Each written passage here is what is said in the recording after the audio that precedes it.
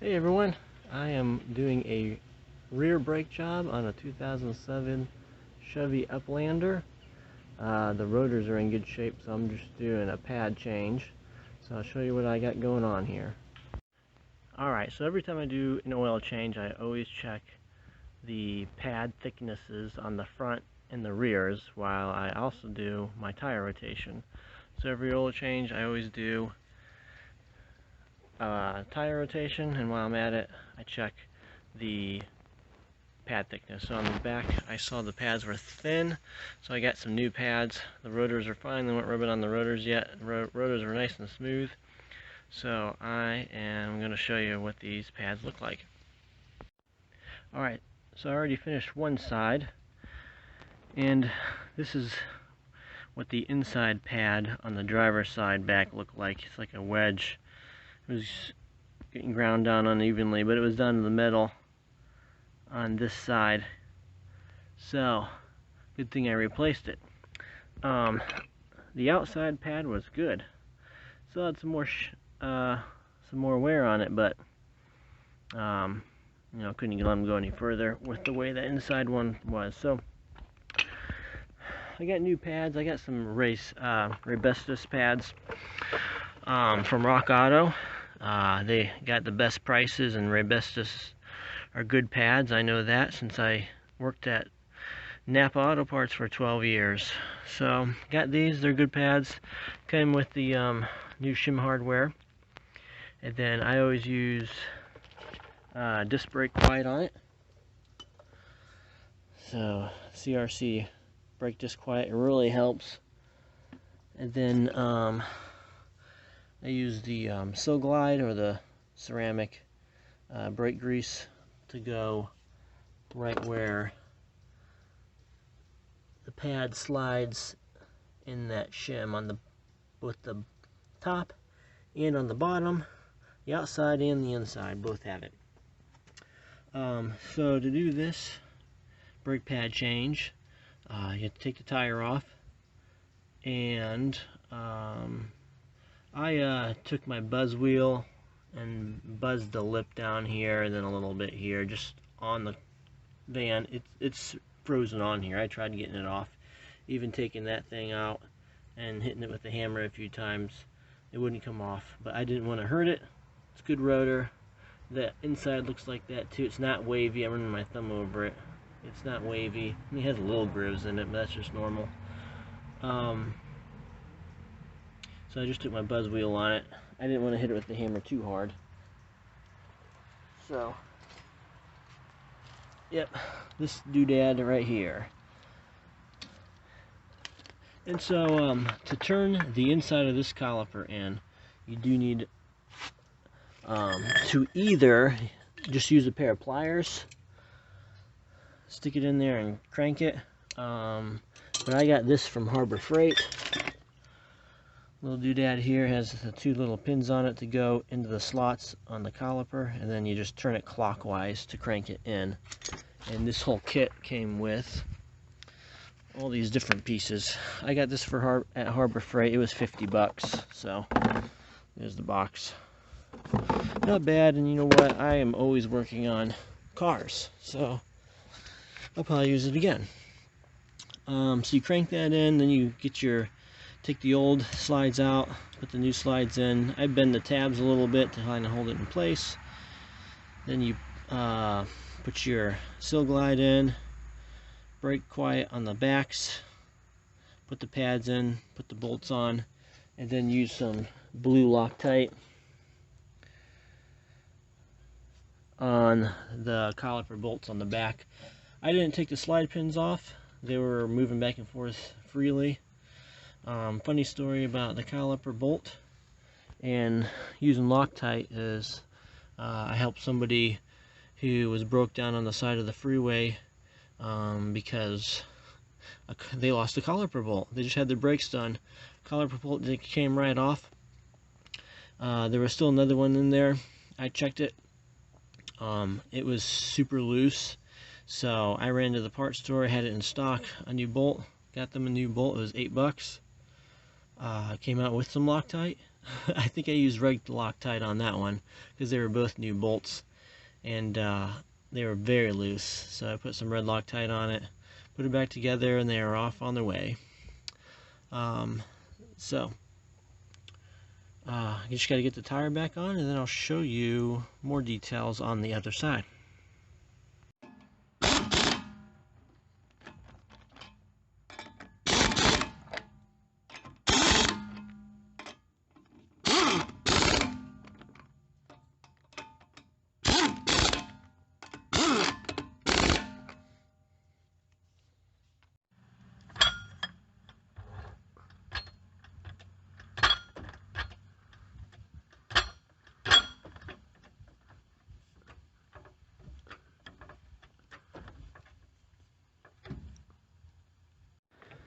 Boy, I got these on too tight last time. Look at these little breaker bar action.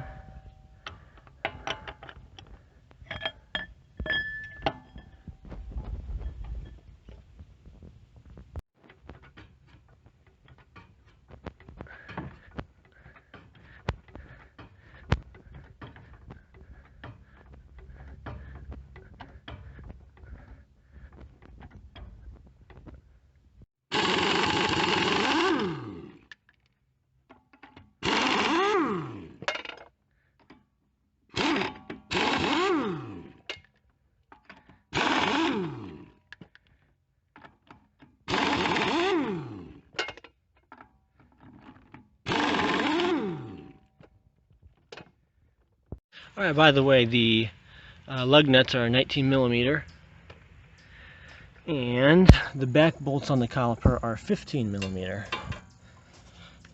I got my little breaker on a 15 millimeter here. The other side I had to put a big breaker bar on it to get it off, so we'll have to do the same thing on this side.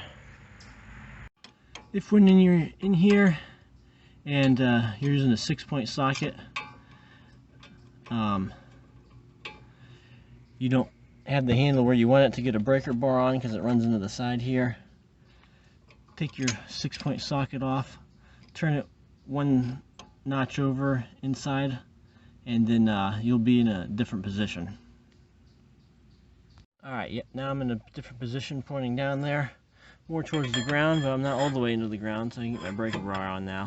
My breaker bar is just the end of my jack handle. I just took the bolt out of it, and it works perfect.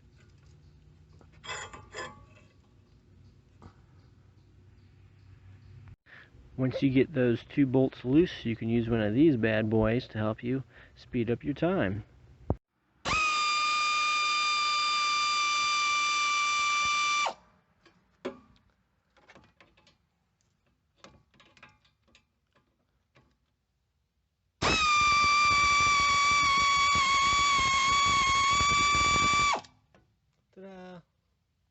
Alright, got the caliper there. It can kind of hang there because the emergency cable goes through it too. So same way on this side.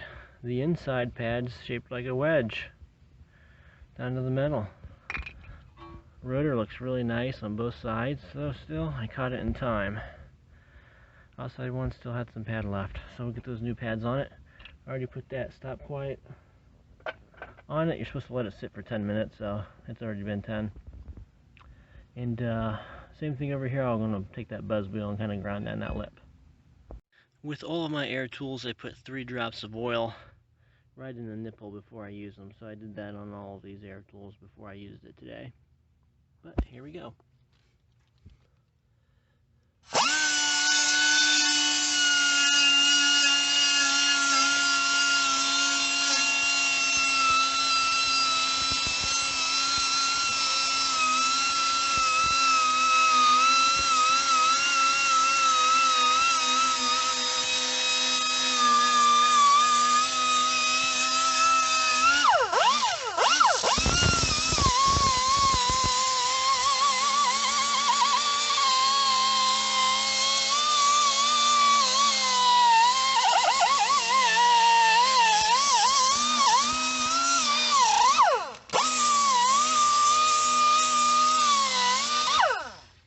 Alright, nothing like doing it one-handed. I'm going to do the back side too. And I'm not even trying to get this rotor off since the other side was frozen. I want to spin it with one hand and do it with the other, so catch you later. Alright, now to pop these clips out. These old, these old clips in there, I gotta pop those out. So I don't have a camera holder here yet, and I'm just using my phone since this is still in my third YouTube video. So I'm just seeing how it goes, and hopefully I enjoy it and I can get some nicer equipment. Alright, one just came out there. They gotta come out the back side. They don't fit through the front when you leave the caliper all together. So pop it out. Get the other one out. Yep. You want to replace these because they get corroded, and you know these pads are hanging up on something, so you want it to move as nicely as you can. There we go. Not bad doing it one-handed.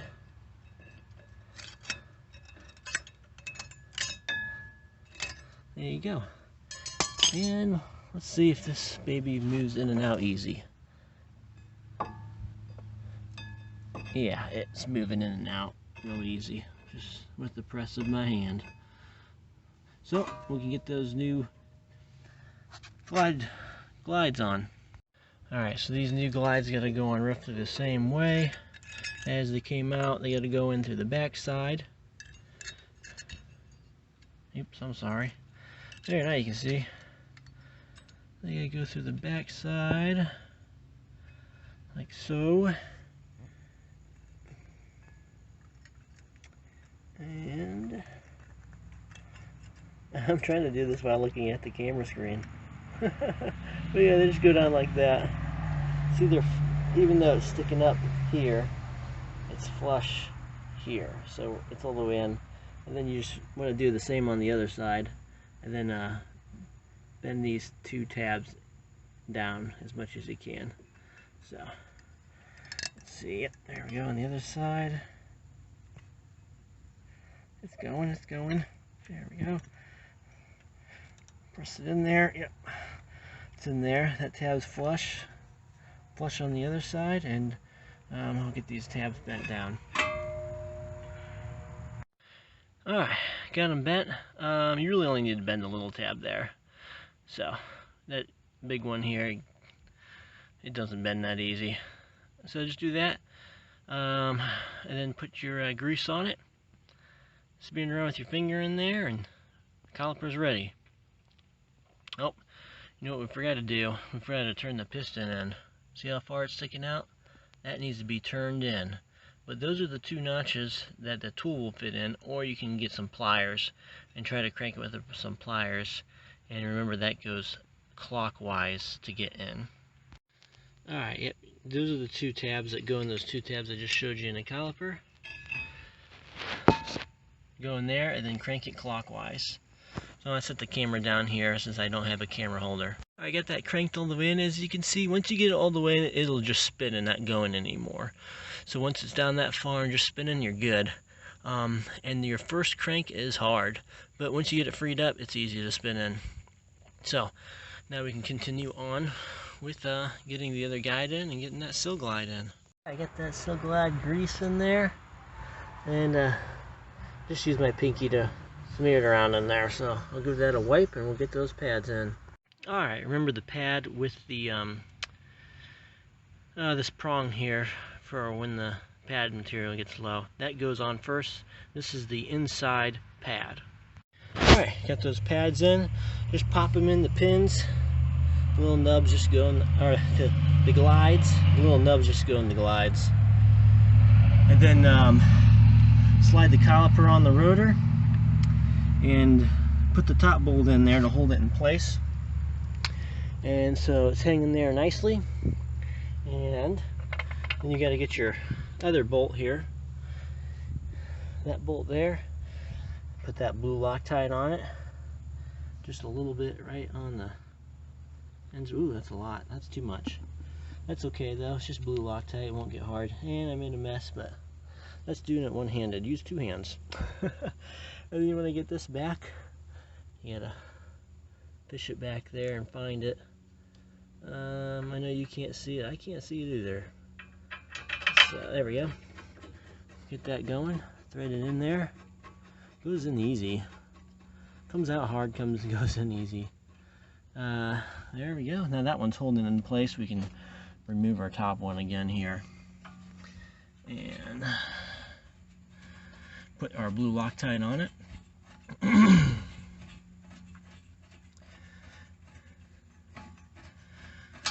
There we go in. Alright. If I dribble any, it'll go right in the same spot. That's better. See, I did it right that time. I'm doing better with one hand with practice. Now it's in there. I'll stick it back in there and tighten it up. Maybe. Well, kind of wiggle that caliper around a little bit until she starts to go. Let me try my other hand. Ah, that worked. There she goes. Get her in there. Alright, I'm going to get my socket. So, going in, we'll just use our ratchet here. We're going to pop our socket off of this.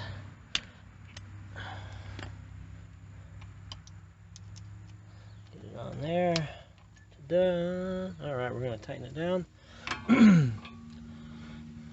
Get it on there. That's a 15 millimeter too, if you forget. There it is, 15.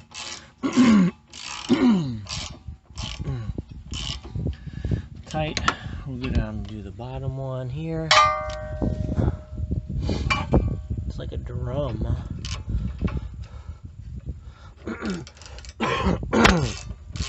Alright, here we go.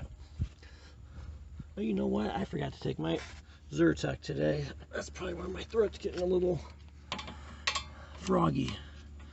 And we gotta tighten this down.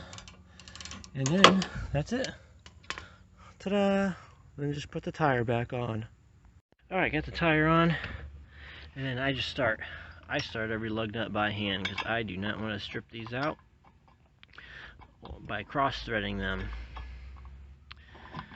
So, I'm gonna do it here. I push on it with my foot to get it where you want it.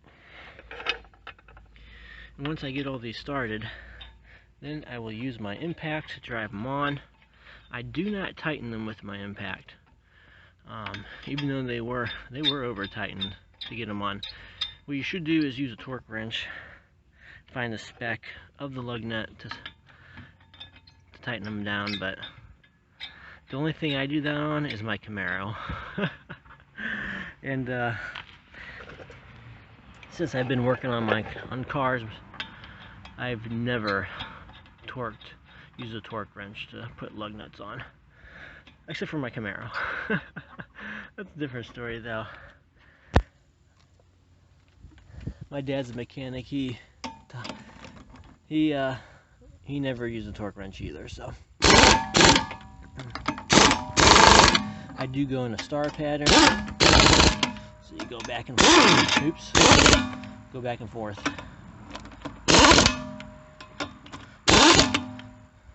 That one's loose. Then what I do is I set it down on the ground and then I'll go over it by hand. There we go. Now I got the jack loosened up. She is going down. And we have landed. Alright. Now, jack's all the way down. Now, I'll just go over it by hand. This is a short. That's short, so I'm not getting a lot of torque on that. But it's good enough. I guess I already did get them pretty tight with that impact. Oh, that one's a little loose. Oh yeah, they're a little loose. So, you should go over them again, because don't want a tire falling off. I've had a tire fall off once on a snowplow truck. It was a little S10 with a snowplow I used in my college days to make some money. And fell off during a blizzard. Fortunately, it didn't strip out. So, the auto parts store had lug nuts in stock, and my friend came and helped me, and we got it right back on, and I was able to finish everything up. But that's it, and then what I do is just test drive it, make sure the brakes are feeling good, and then when I'm done test driving it, I'll go over every lug nut on each wheel one more time just to be safe. And that's it.